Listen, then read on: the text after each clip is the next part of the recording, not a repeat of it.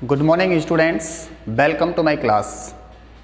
मैं सुरेश शर्मा अपनी क्लास में आपका हार्दिक अभिनंदन करता हूं। स्टूडेंट्स, ये वीडियो मैं 12th क्लास के लिए स्पेशली बना रहा हूं और आज से मैं एक तरीके से 12th क्लास का सिलेबस प्रारंभ करने वाला हूं।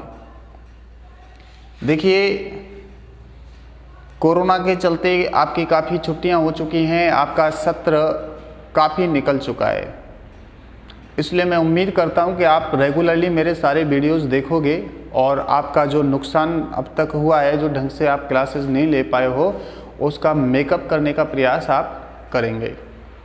और सबसे पहले कि मैं आपका किस टॉपिक को शुरू करूं ये जानना कोई ज़रूरी नहीं है। सबसे पहले मैं आपको सिलेबस पर चर्चा करता हूं, सिलेबस के बाद फिर मैं आपकी स्टेप बाय स्टेप एक एक चीज़ को आपके सामने रखूंगा और फिर आपके हिसाब से मैं सिलेबस प्रारंभ करूंगा। देखिएगा स्टूडेंट्स, जैसा कि मैं आपको 11th क्लास में भी एक बार इंट्रोडक्शन दे चुका था आपके सिलेबस के बारे में कि आपके बारे में आपसे 12th में क्या पूछा जाने वाला है।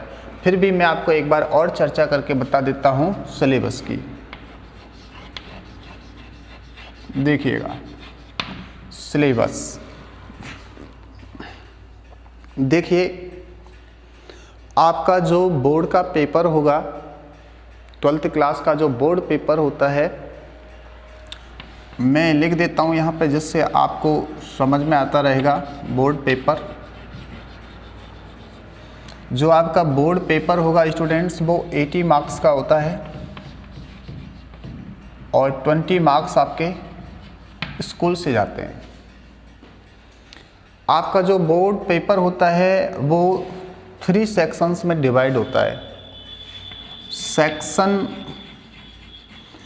ए जो आपके पेपर का होता है, सेक्शन ए में आपसे जो क्वेश्चंस पूछे जाते हैं वो आपके रीडिंग पार्ट से रिलेटेड हैं। जी हाँ, रीडिंग पार्ट से मतलब तो मेरा आप समझ रहे होंगे, आई मीन कॉम्प्रिहेंशन। अर्थात इस रीडिंग पार्ट में 2 अनसीन पैसेज आपसे पूछे जाते हैं। इसको ही हम कॉम्प्रिहेंशन पार्ट भी कह सकते हैं, मगर आपको इसके बारे में इतनी जानकारी होनी चाहिए स्टूडेंट्स, ये जो रीडिंग पार्ट होता है ये 15 मार्क्स का होता है।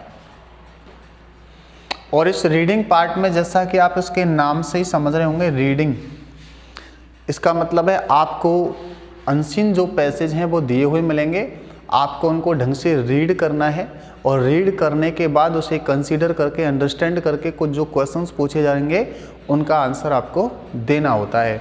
तो मैं बताता हूँ, इस रीडिंग पार्ट में आपसे 2 अनसीन पैसेज पूछे जाते हैं। देखिए, जो फर्स्ट अनसीन पैसेज होता है, ये फर्स्ट जो अनसीन पैसेज होगा स्टूडेंट्स, ये आपका 9 मार्क्स का होता है। 9 मार्क्स का होता है। इसमें आपसे 9 क्वेश्चंस पूछे जाएंगे और प्रत्येक क्वेश्चन 1 अंक का होता है। इस प्रकार से ये 9 मार्क्स का हो जाता है। और जो हम कह सकते हैं इसमें, अगर आप क्वेश्चनों के क्रमांक भी जानना चाहें तो क्वेश्चनों के क्रमांक स्टूडेंट्स 1 से लेकर 9 तक, यानी 1 से लेकर 9 तक यहाँ आपके क्वेश्चनों के क्रमांक बन जाते हैं। यानी अगर मैं आपको दूसरी भाषा में कहूँ तो आपका जो एनुअल एग्जामिनेशन पेपर होगा उसमें 28 क्वेश्चंस पूछे जाते हैं। उन 28 क्वेश्चंस में से जो 1 to 9 जो क्वेश्चन होंगे वो आपके रीडिंग पार्ट में से होंगे। और इस रीडिंग पार्ट में जो फर्स्ट अनसीन पैसेज होगा वो 9 मार्क्स का होगा और इसमें से 9 क्वेश्चन ही पूछे जाएंगे और ईच जो क्वेश्चन होगा वो 1 मार्क का होगा। इस प्रकार से आप कह सकते हैं कि ये 9 मार्क्स के लिए होता है। और जो दूसरा अनसीन पैसेज यानी सेकंड अनसीन पैसेज आपसे पूछा जाएगा स्टूडेंट्स, एक बात आपको और नोट करनी है कि दोनों अनसीन पैसेज जो होते हैं वो 400 से 500 वर्ड्स के होते हैं और जो सेकंड अनसीन पैसेज होता है ये आपके लिए 6 मार्क्स का होता है। इसमें आपसे 2 क्वेश्चंस पूछे जाएंगे। इसमें से क्वेश्चन नंबर 10 पूछा जाएगा, क्योंकि 1 to 9 तो ही हो जाते हैं आपके। क्वेश्चन नंबर जो 10 होगा स्टूडेंट्स, वो आपको नोट मेकिंग नाम से जानना है। जी हाँ, ये नोट मेकिंग के लिए होता है, अर्थात जैसा कि आप इसके नाम से ही समझ रहे होंगे, पूरे पैसेज को हमें रीड करना होता है, कंसीडर करना होता है, अंडरस्टैंड करना होता है, और पढ़ने के बाद उसके सारे पैसेज को हमें अपनी भाषा में नोट्स तैयार करने पड़ते हैं। और किसी भी पैसेज को पढ़कर उसके नोट्स तैयार करना ही हम नोट मेकिंग कहते हैं। ये क्वेश्चन 4 मार्क्स के लिए होता है। और इसी पैसेज में से स्टूडेंट्स क्वेश्चन नंबर 11 भी पूछा जाता है। ये क्वेश्चन नंबर 11 जो होता है वो समरी होती है, वो समरी होती है, अर्थात आपको इस पूरे पैसेज को ढंग से रीड करना होता है, और रीड करने के बाद उसका जो सारांश है, उसका जो भावार्थ है, उसे आपको अपने शब्दों में लिखना होता है, जिसे हम कहते हैं समरी राइटिंग। जी हाँ, ये क्वेश्चन जो होता है स्टूडेंट्स ये 2 मार्क्स का होता है। इस प्रकार से 4 + 2 6 हो जाते हैं, और ये पैसेज आपका 6 अंक का ही होता है, ये मैंने आपको बताया। दोनों पैसेज को यदि हम ऐड कर देते हैं तो कुल मिला के ये पूरा पार्ट आपका 15 मार्क्स का होता है। स्टूडेंट्स, इसी में बच्चों का टैलेंट पता चलता है। अच्छे भी जो बच्चे होते हैं अधिकांश इन्हीं पैसेज को करने में गलतियां करते हैं। खासकर ये जो 9 क्वेश्चंस फर्स्ट अनसीन पैसेज में पूछे जाते हैं, इनमें से क्वेश्चन नंबर 7, 8 और 9 जो वोकैबुलरी से रिलेटेड क्वेश्चन होते हैं, जिनमें या तो सिमिलर वर्ड पूछे जाते हैं, कई बार अपोजिट वर्ड भी पूछ लेते हैं, कई बार कोई सी वन वर्ड को पूछ लेता है, तो उनको बच्चा ढंग से समझ के यदि करता है तो निश्चित रूप से इंग्लिश में अच्छे मार्क्स प्राप्त कर लेता है। कई बार बच्चा जो इसमें से क्वेश्चन नंबर 7, 8 और 9 जो 3 क्वेश्चन वोकैबुलरी से रिलेटेड होते हैं उनको बिगाड़ देता है, और यदि वो उनको बिगाड़ देता है तो उसके मार्क्स एवरेज रह जाते हैं। कारण आप जानते हो students, first impression is the last impression. यदि आप पहला ही इम्प्रेशन अच्छा छोड़ दोगे तो निश्चित रूप से वो बेनिफिशियल रहेगा आपके लिए। इसलिए आपको क्वेश्चन नंबर 7, 8 और 9 को काफ़ी ढंग से करना होगा। ये आपके पेपर का मैंने सेक्शन ए पार्ट स्टूडेंट्स आपको बताया। सेक्शन बी के बारे में भी चर्चा करता हूं आपसे, देखिएगा।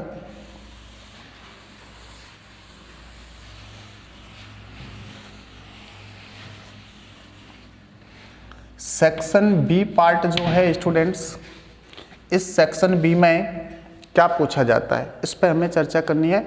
तो देखिए, ये आपका राइटिंग पार्ट कहा जा सकता है। इसको हम राइटिंग पार्ट कह सकते हैं, या मैं कह सकता हूँ इसमें राइटिंग स्किल्स पूछी जाती हैं एक तरीके से। ये राइटिंग पार्ट है आपका। और ये अब आप सोचेंगे सर ये पार्ट कितने मार्क्स का होता है, आप गैस कीजिए कितने मार्क्स के लिए हो सकता है। जी हाँ, ये बहुत बड़ा पार्ट है।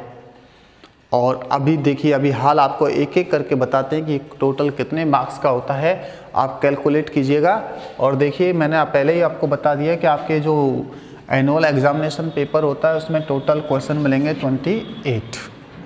मैं अभी आप तक कितने क्वेश्चंस की जानकारी दे चुका हूँ आपको याद आ रहा होगा शायद। कितने क्वेश्चंस बताए मैंने स्टूडेंट्स आपको अभी तक?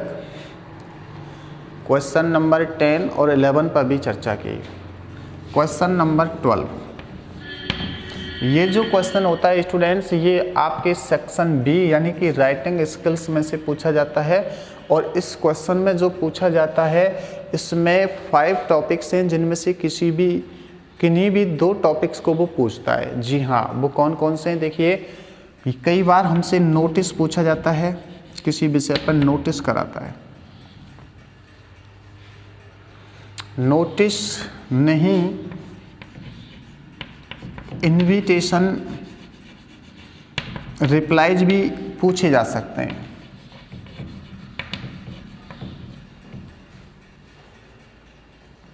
ये नहीं तो देखिए इसके बाद आपको बहुत ही सिंपल सी, देखिए पोस्टर आपने कभी पढ़े हों तो पोस्टर भी पूछा जा सकता है,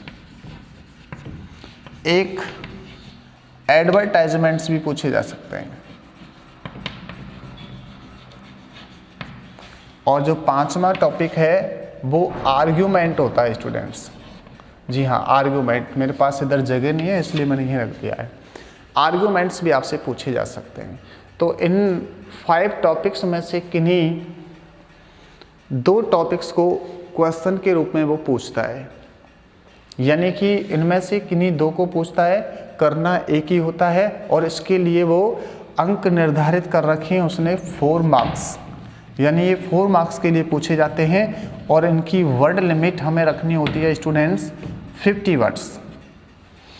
आपको शायद हाँ यहाँ लिख रहा हूँ मैं, 50 वर्ड्स में पूछे जाते हैं और 4 मार्क्स के लिए होता है।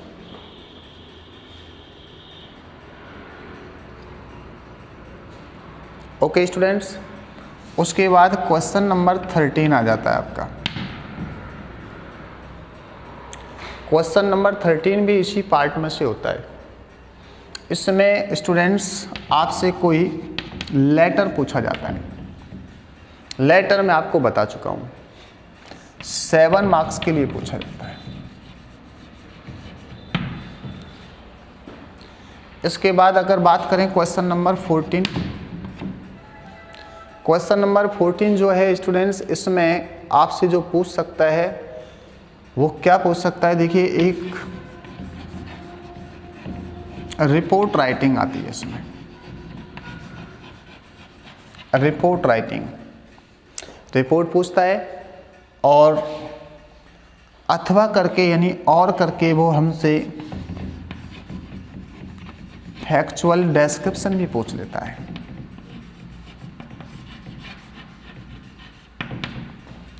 किसी एक को हमें अटेम्प्ट करना होता है।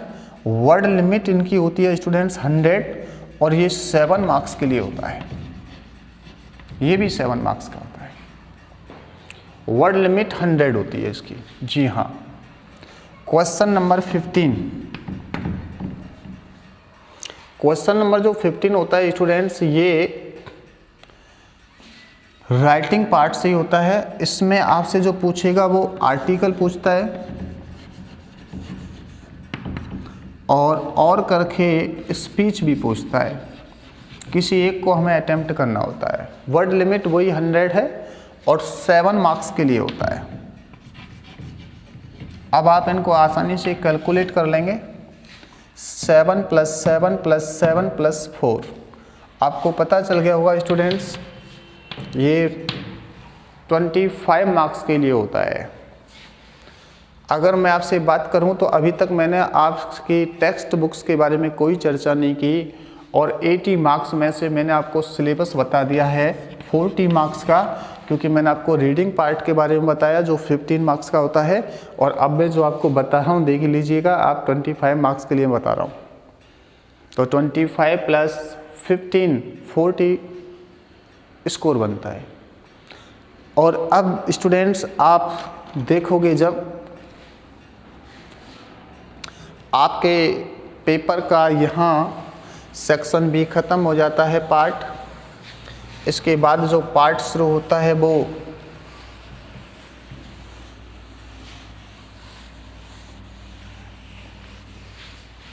वो सेक्शन सी है स्टूडेंट्स, सेक्शन सी है। और इसमें सेक्शन सी में जो क्वेश्चंस पूछे जाएंगे वो टेक्स्ट बुक से रिलेटेड हैं। जी हाँ, वो टेक्स्ट बुक से रिलेटेड हैं। आप समझ गए होंगे स्टूडेंट्स, आपके सिलेबस में जो टेक्स्ट बुक्स हैं वो कौन कौन सी हैं, आपके दिमाग में बात आ गई होगी स्टूडेंट्स। सॉरी, मैं थोड़ा दूसरे तरीके से बताता हूँ, सेक्शन का डिवाइड करने के बजाय मैं टेक्स्ट बुक्स बता देता हूँ आपको। टेक्स्ट बुक्स जो हैं स्टूडेंट्स आपके 12th में कौन कौन सी हैं? जी हाँ, बिल्कुल सही, एक तो है रेनबो, दूसरी कौन सी है स्टूडेंट्स? बिल्कुल सही, पनोरमा है। अगर हम बात करें कौन सी बुक कितने मार्क्स की है, तो रेनबो है स्टूडेंट्स 25 मार्क्स की, पनोरमा है 15 मार्क्स की। और यदि हम गहराई में जाएं तो हमें पता चलेगा स्टूडेंट्स कि रेनबो जो बुक है उसके 2 पार्ट हैं। जैसा आप हिंदी की बुक के पाते हो गद्य और पद्य, जी हाँ, इसके 2 पार्ट हैं। जिसको आप गद्य कहते हैं हम उसे इंग्लिश की भाषा में प्रोज कहते हैं, जिसको आप पद्य कहते हैं हम उसे पोइट्री कहा करते हैं। प्रोज पार्ट हमारा 15 मार्क्स के लिए है, पोइट्री पार्ट 10 मार्क्स के लिए है। अब आपके दिमाग में क्वेश्चंस होंगे, सर इनमें से पूछा क्या जाता है? तो मैं आपको देखिए 15 क्वेश्चंस बता चुका हूँ। जो शेष क्वेश्चन बचे हैं वो इन्हीं बुक्स में से होते हैं, लेकिन कैसे होते हैं ये मैं आपको थोड़ा शॉर्ट में बता देता हूँ, क्योंकि सिलेबस काफ़ी लेंदी हो जाएगा। देखिए प्रोज पार्ट में जो है इसमें से आपसे क्वेश्चंस कितने पूछे जाएंगे? देखिए प्रोज जो पार्ट है इसमें से एक लॉन्ग क्वेश्चन पूछा जाता है जिसकी वर्ड लिमिट होती है 125 वर्ड्स। ये 7 मार्क्स के लिए होता है। और स्टूडेंट्स इस प्रोज पार्ट में से ही 4 शॉर्ट क्वेश्चंस होते हैं। उनमें से प्रत्येक 2 नंबर के लिए होता है, यानी कि 4 × 2 यानी कि 8 मार्क्स के लिए। इस प्रकार से 7 और 8 15 हो जाता है। अगर हम बात करें स्टूडेंट्स पोइट्री की, पोइट्री में से एक स्टेंजा पूछा जाता है, स्टेंजा 1 पूछा जाता है, ये 4 मार्क्स का होता है। और स्टूडेंट्स इसमें से 3 क्वेश्चंस पूछे जाते हैं, प्रत्येक 2 अंक का होता है, यानी कि 6। कुल मिला के ये 10 मार्क्स का ये पार्ट हो जाता है।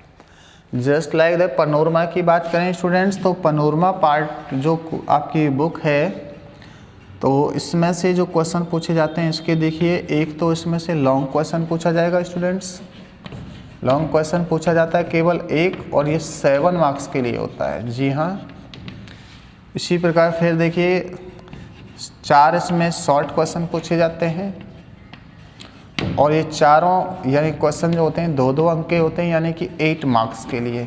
इस प्रकार से 7 और 8 15 हो जाता है। ये आपकी टेक्स्ट बुक्स के बारे में मैंने संक्षिप्त जानकारी दे दी। इस प्रकार से आपके एग्ज़ाम में आपसे ये सारी चीज़ें पूछी जाएंगी। अब देखिए स्टूडेंट्स, सबसे पहले कल हम आपका जो पार्ट शुरू करेंगे वो है राइटिंग पार्ट। जी हाँ, कल हम राइटिंग पार्ट यानी कि अगर आपकी भाषा में बात करूं तो आपकी ग्रामर जो है कंपोजिशन पार्ट जिसको कहते हैं, वो मैं कल शुरू करने वाला हूं। आज केवल मैंने आपको आपके सिलेबस की जानकारी दी। उम्मीद करता हूं कल आप दिमाग तैयार करके फुली प्रिपेयर्ड होके बैठेंगे और अपनी नोटबुक यानी फेयर जो नोटबुक है उसे अपने पास रखेंगे और सारी चीज़ों को ढंग से समझते चलेंगे और नोट करते चलेंगे। अगर आपको कहीं भी कोई परेशानी महसूस होती है तो आप जाके मेरे कमेंट बॉक्स में कमेंट कर सकते हैं या मुझे ऑन फ़ोन भी कांटेक्ट आप कर सकते हैं। ओके स्टूडेंट्स, यहाँ तक आपके पास जो जानकारी है उसे आप रखेंगे। कल हम आपका पहला टॉपिक ग्रामर का शुरू कर देंगे, कंपोजिशन पार्ट का। Okay, thank you, see you tomorrow.